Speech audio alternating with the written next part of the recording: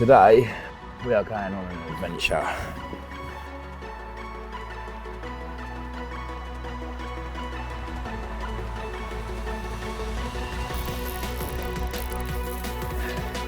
How about that, boys? Little November floater rotor on the river, proper scaly one.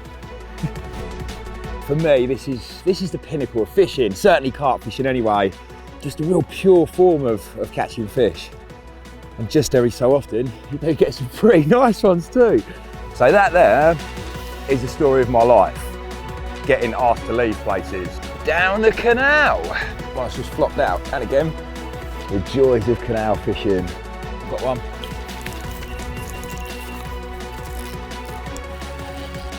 It's good here, isn't it? Thank you, Mr. Canal Carp. It's a pleasure.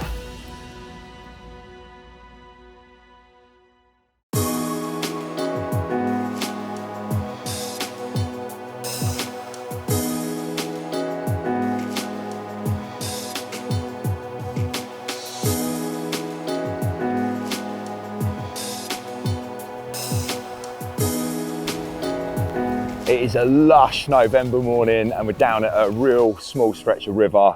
It's a bit of river I've fished for a number of years now, probably around 15. And I just love it because it's shallow, it's clear.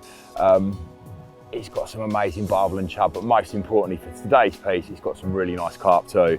And hopefully a few will come up and start taking, set a sawn off up, drift a little bit of bread down, see if we can get a first carp of the morning.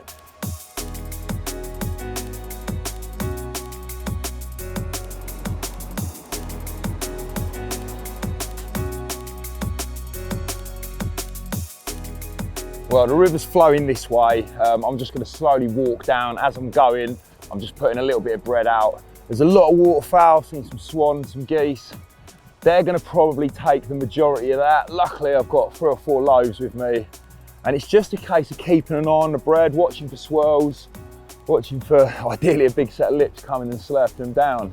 It's certainly not your normal carp fishing, you know. I haven't loaded the barrel up yet, haven't got a massive gear, just kept things real light, and I just like this. I feel totally unburdened. Carp fishing is not meant to be stressful, but it can be really stressful in terms of all the equipment you need and rushing to get in a swim, and this is just more relaxed, and yeah, I really love it. Hopefully the other side of this tree you might start seeing a few. If not, I'll crouch down somewhere and get a nice big long drift going. Well, there's one, another one on the far bank.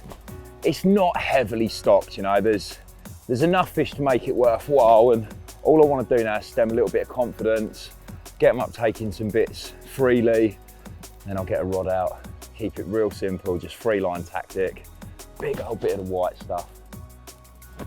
That's it.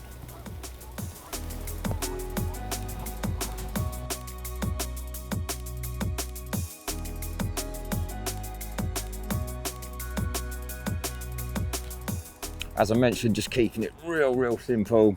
Got a little 6-foot sawn off, 2-pound version, 10-pound clear mono zig flow, and I'm just putting on a size 6 hook here.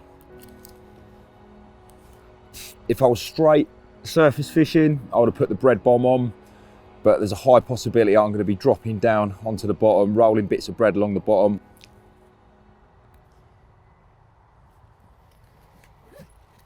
Dead simple. Blood knot, main line, couldn't be any more easy.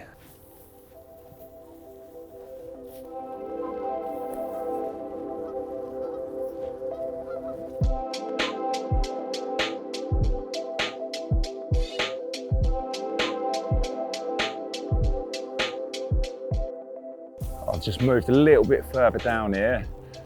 It's quite a lot of flow. We had a significant amount of rain last night, and even though this river doesn't flood too badly, it does feel the effects of it, especially when it was only a few hours. We had a bit of a downpour.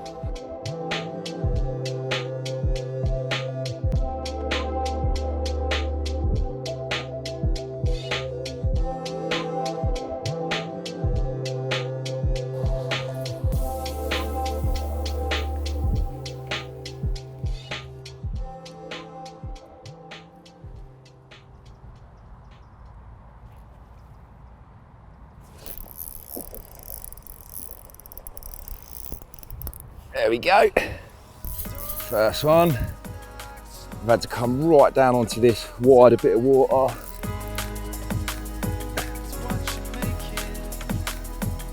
Definitely not having it. That drop in temperature probably hasn't helped. Yeah, it looks like a nice little mirror. Really nice one.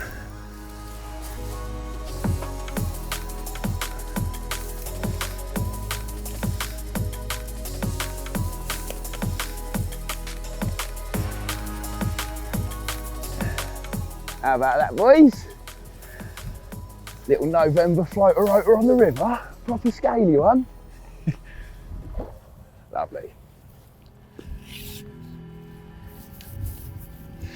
Next job, keep the bread going in, because there's definitely another opportunity to be had. They're only going to push further down here. There's a weir or a mill house further down. They can't go any further than this, kind of locked in this stretch between here and the weir further up there. So yeah, greedy's good. I'm going to try and bag another one.